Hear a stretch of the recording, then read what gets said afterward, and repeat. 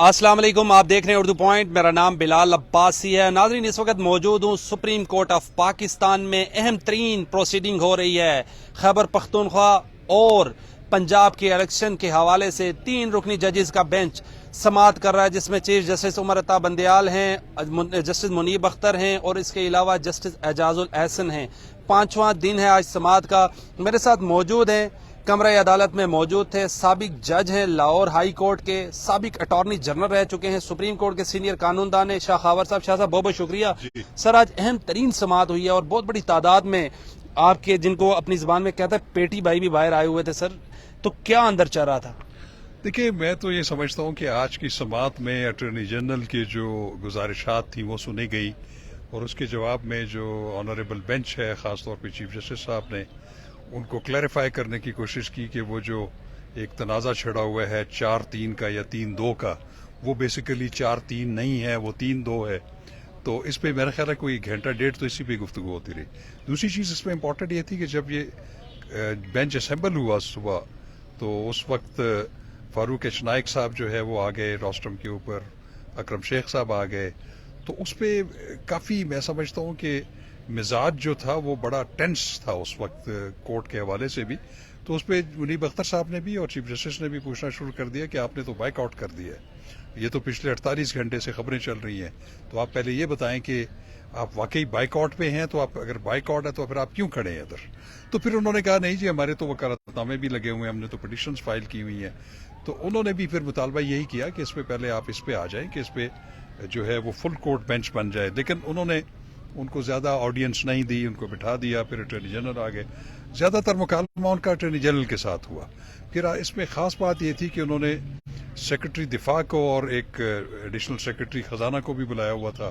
پھر وہاں پہ فارمولا طے ہونا شروع ہو گیا کہ جو اگر پیسے نہیں ہیں تو وہ کیسے ہو سکتے ہیں کہ مختلف ہیڈ سے اگر آپ کٹوتی کریں اور اس میں پھر اتنا پیسہ آپ اکٹھا کر سکتے ہیں.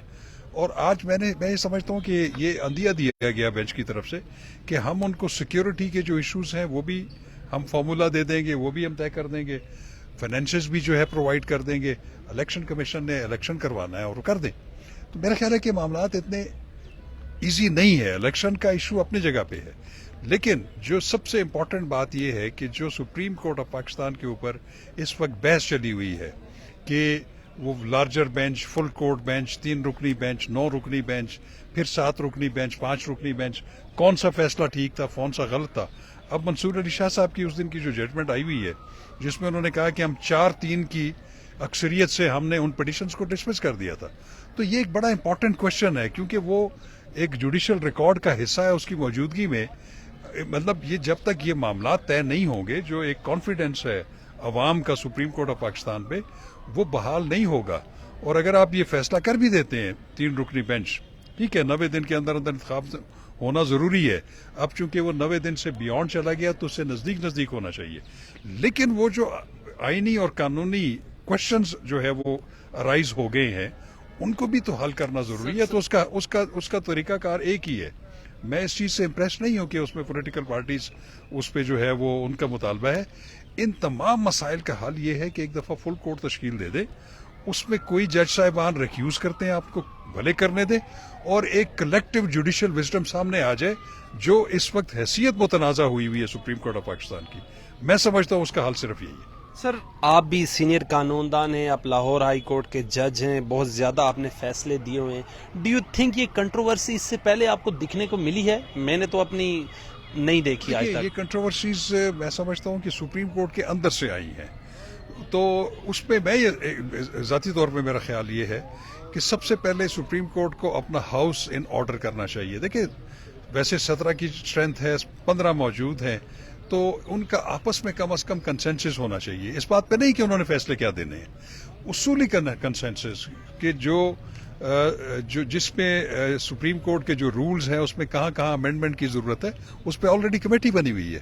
آپ پہلے چیزوں کو آپس میں سیٹل کر دیں، اس کے بعد آپ فیصلے کریں. اور فیصلے جو بہت زیادہ متنازع سیاسی نوعیت کے جو آئینی مسائل ہیں، اس کے لیے تو میں سمجھتا ہوں کہ کبھی بھی 2 یا 3 4 کا بینچ نہ بنائیں، बड़ा बेंच बनाए और बेहतर है कि फुल कोर्ट बेंच बनाए। सेक्रेटरी दिफा आज चीफ जस्टिस के रूबरू पेश हुए और उन्होंने कहा कि मेरे पास कुछ मालूमात हैं जिनकी बेसिस पर हम इलेक्शन नहीं करवा सकते, कुछ कॉन्फिडेंशियल हैं, हम आपको चेंबर में बता देंगे। वो क्या बात हुई है सर? अब देखें, वो तो उनके सामने ही है। उन्होंने चूंकि सिक्योरिटी से रिलेटेड इश्यूज हैं, अगर वो इस तरह ओपनली अपनी खामियां या अपनी जो है वो शॉर्ट कमिंग्स बताएंगे कि कहाँ कहाँ हमारी कमजोरी है, तो वो इंटरनेशनली पैगाम जाएगा।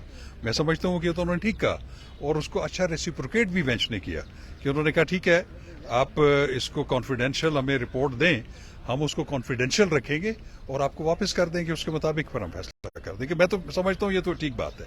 कहा जा रहा है कि आज अटॉर्नी जनरल ने इस कदर जवान हैं और इस कदर उन्होंने दलाइल दिए हैं कि जजेस को उन्होंने कंफ्यूज कर दिया। आप अदालत में मौजूद थे, कुछ ऐसी बातें हैं जो ट्विटर पे चल रही हैं, जो मीडिया पे चल रही हैं? देखिए, बात ये, मैं तो ये समझता हूँ कि अटॉर्नी जनरल को शायद बेंच ने इस बात पे कायल काफी हद तक कर दिया है कि 4-3-2 का नहीं, 3 का नहीं, ये 3-2 का फैसला है।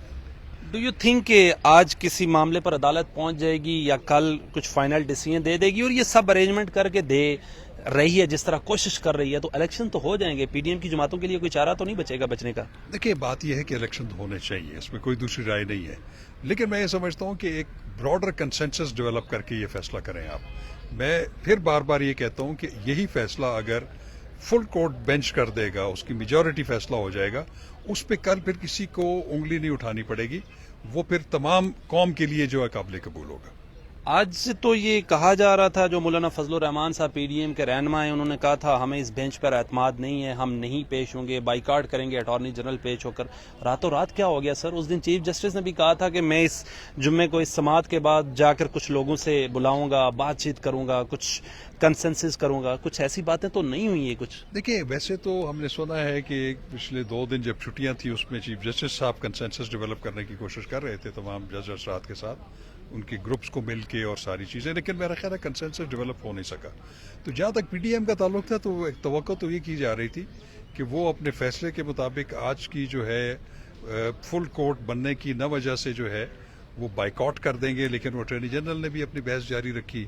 उसमें पीपल्स पार्टी के जो फारूक एच नायक हैं, उन्होंने भी कहा कि हमने भी तो बाइकआउट नहीं किया हुआ, हमारी पिटीशन। शाह साहब, आपकी बहुत ब्रॉड सोच है, क्या समझते हैं कोई ग्रीन सिग्नल मिला है इस हुकूमत को, पीडीएम की जमातों को, जिसकी वजह से वो पेश हो गए? देखा जाए, इससे पहले जब पंजाब का वजीर आला का मामला था, परवेज इलाही साहब का, उस वक्त ये बाइकाट करके साइड पे हो गए थे। यही फारूक एच नायक थे, सलाउद्दीन साहब थे सिंध वाले। तो इस दफा कोई ग्रीन सिग्नल मिला है? क्या आपकी सोच कह रही है? मैं इसके बारे में तो यकीन से नहीं कह सकता, लेकिन एक चीज जरूर है कि इवन पीडीएम के अंदर भी और उनके इत्तेहादियों में भी कंफ्यूजन मौजूद है। आपने देखा है कि जो पीडीएम का इजलास हुआ और उस पर फिर किसी भी हुकूमती वजीर ने उस पर आके रायज़नी नहीं की, वो मौलाना फजलुर रहमान साहब ने ही आके बात की। तो अब अटॉर्नी जनरल या बाकी जो हुकूमती वज़रा हैं, वो तो ये कह सकते हैं कि वो पीडीएम का तो फैसला था लेकिन गवर्नमेंट का नहीं था। शाह साहब, आखिरी सवाल है, 2 भी बहुत है और आपके वक्त का भी बहुत शुक्रिया। मुझे ये बताएं कि किस नतीजे पर पहुंचता देख रहे हैं आप सुप्रीम कोर्ट को, और कितने दिन तक डिसीजन हो जाएगा, और क्या इलेक्शन का ही ऐलान करेगी? देखिए, लग तो यही रहा है कि जो अभी 3 रुकनी बेंच है चीफ जस्टिस की सरबराही में, वो तो यही अंदिया दे रहे हैं कि हम इसको आपका पूरा मसले का हल भी बता देंगे और फिर इलेक्शन हो भी जाएंगे, हो जाए इलेक्शंस। लेकिन एक बात जरूर है कि ये फैसला फिर भी अनफॉर्चुनेटली मुतनाज़ा रहेगा जब तक कि पिछले चीज़ें जो है वो क्लियर नहीं होती। तो बेहतर ये है इस मुल्क के लिए भी, सुप्रीम कोर्ट के लिए भी, कि एक वसी तर जो है एक जुडिशियल दानिशमंदी सामने आए।